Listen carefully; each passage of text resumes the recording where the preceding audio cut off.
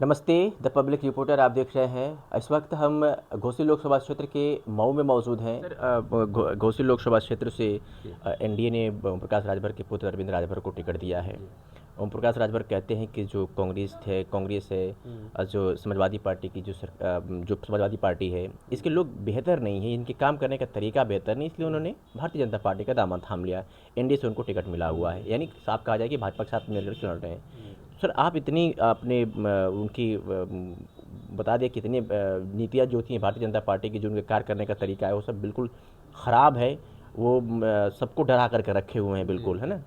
तो सर, ऐसे में ओम प्रकाश राजभर जो कहा जाता है कि पिछड़ों के नेता कहे जाते हैं, दलित और तमाम ओबीसी की माइनॉरिटी के जो लोग हैं उनको लेकर के दम भर रहे थे, तो सर फिर भी उन्होंने उनके साथ दामन थाम लिया, तो कुछ तो सोच समझ के थमा होगा ना सर ओम प्रकाश राजभर ने। देखिए, अब राजनीति जो है, पहले की जो राजनीति थी, राजनीति की जो डिफिनेशन थी कि राजनीति जनता से, जनता के लिए और जनता के बीच से ही लोगों को आना था। तो उस वक्त न पैसे की बात थी। राजनीति जब आई तो शासक जो है जनता में, डेमोक्रेसी में जनता के बीच से ही शासक को लाना है और जनता ही द्वारा चुनना है और जनता में ही से ही चुनना है। तो ये जब आया था डेमोक्रेसी में कि नहीं, जनता जो है चुनेगी, तो उस वक्त पैसे की कोई बात नहीं थी। आज तो सीधे अब ये राजनीति जो है कमर्शियलाइजेशन हो गया है, व्यापारीकरण हो गया है, और जो माफिया हैं माफियाकरण समझ लिए हो गया है।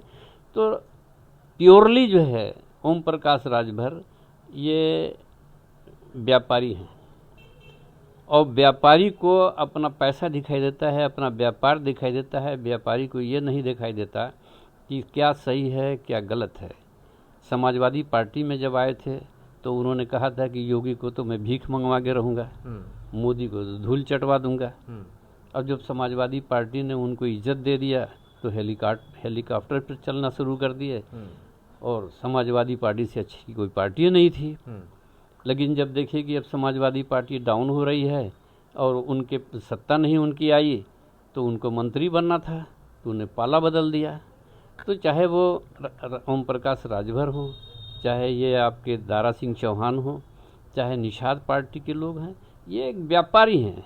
ये समझ रहे हैं कि समाज जो अब राजनीति है ये व्यापार है, और हम जो है अपने समाज को उकसा करके, अपने समाज को अपने साथ में ले करके और हम ब्लैकमेल करेंगे, तो ये ब्लैकमेलिंग हो रही है। घोसी लोकसभा क्षेत्र के लिए बेहतर कैंडिडेट कौन है आपके हिसाब से? कौन जीत रहा है, कौन आ रहा है सर? देखिए, घोसी लोकसभा के, अब मैं समाजवादी पार्टी से बिलोंग करता हूँ, तो जाहिर बात है आप कहेंगे कि भाई, लेकिन आप खुद जज कर लीजिए कि राजू राय में, बालकृष्ण चौहान में या अरविंद राजभर में कौन बढ़िया है, कौन समझदार है, कौन पढ़ा लिखा है, किसके अंदर कैपेसिटी है, कौन बिकाऊ है। हम कह रहे हैं समाजवादी पार्टी पीडीए की बात करती है, पिछड़ों की बात कर रही है। राजू राय तो पिछड़े में आते नहीं हैं, लेकिन राजू राय ने तो कभी पार्टी छोड़ा नहीं, दल बदला नहीं। तो समाजवादी पार्टी पीडीए की बात तो ज़रूर करती है, लेकिन ये नहीं है कि जो बड़ी जात के लोग हैं उनको नेग्लेक्ट कर दिया जाए। उनको हमने टिकट दिया, उनको सम्मान दिया है, उनको तो पीडीए इसलिए बात होती है कि जैसे मान लीजिए बकरी है, बकरी ने 2 बच्चा दिया, एक बच्चा तंदुरुस्त है, दूसरा बच्चा कमज़ोर है। तो जो मुखिया है घर का, जो बकरी का मालिक है, वो बट नेचुरल है कि जो कमज़ोर है उसको कुछ ज़्यादा भोजन देगा, कुछ ज़्यादा स्वास्थ्य के लिए उसको सामान देगा खाने पीने का, ताकि वो भी उसी के बराबर खड़ा हो जाए।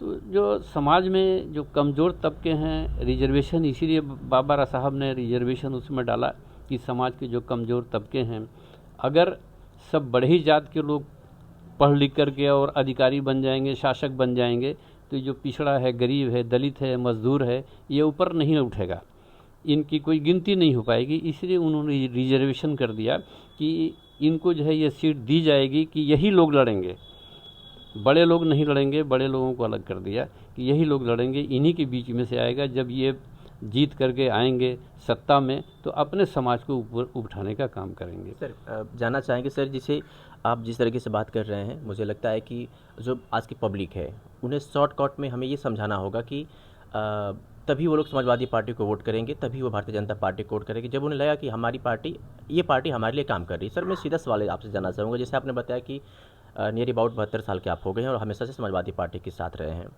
मैं सर सिर्फ ये जानना चाहूँगा और अब मैं चाहूँगा कि आप बताएं कि समाजवादी पार्टी ने घोसी लोकसभा क्षेत्र को या घोसी की जनता को, मऊ की जनता को अब तक जो बेहतर जो काम आते हैं टॉप 10 के, उसमें सर कुछ काम बताएं ताकि उनको लगे कि हाँ Samajwadi party is the best party. कि समाजवादी पार्टी में जब भी चाहे मुलायम सिंह की सरकार रही हो, चाहे अखिलेश यादव जी रहे हों, जितना उन लोगों ने काम कर दिया है अब आपको पता कर लीजिएगा कि नीति आयोग, जो पहले प्लानिंग कमीशन कहा जाता था दिल्ली में, जो पूरे देश के अंदर वो नीति आयोग है, नीति बनाती है, उस आयोग ने समाजवादी पार्टी के अखिलेश की सरकार को सबसे बेहतर सरकार जो है उस समय कहा था कि नहीं सबसे बेहतर सरकार है। और समाजवादी पार्टी ने जब अखिलेश जी थे तो उन्होंने क्या नहीं दिया, जो गरीब बेरोजगार थे, पढ़े लिखे थे, जो जाते थे अपना यहाँ वहाँ इंटरव्यू देने, टेस्ट देने, आप देखिए नहीं सरकार में जितने भी पर्चे देने जा रहे हैं, करोड़ों करोड़ रुपया भर करके ये जो परीक्षा कराते हैं, करोड़ों रुपया वसूल ले रहे हैं। बाद में जो है प्रदेश की बात हो गई सर। तो समाजवादी पार्टी ने शिक्षित बेरोजगारों को रोजगारी भत्ता दिया कि अगर आप नहीं कुछ होता है तो कम से कम इस भत्ते से आप चले जाइए, जाकर के इम्तहान दे लीजिए।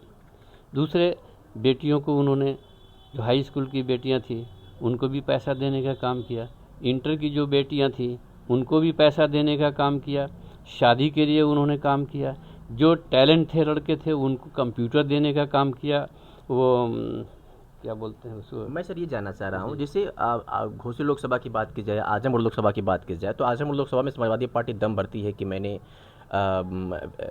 पीजीआई दिया, कलेक्ट्री दिया, बस अड्डा दिया, तो सठियाव चीनी मिल दिया। ये समाजवादी पार्टी वहाँ की खूबियों को गिनाती है। मैं सिर्फ ये जानना चाहता हूँ कि घोसी लोकसभा क्षेत्र में समाजवादी पार्टी ने क्या किया है। ये घोसी लोकसभा में अभी समाजवादी पार्टी का कोई सीधे से वो आया ही नहीं है, कोई जीता नहीं है।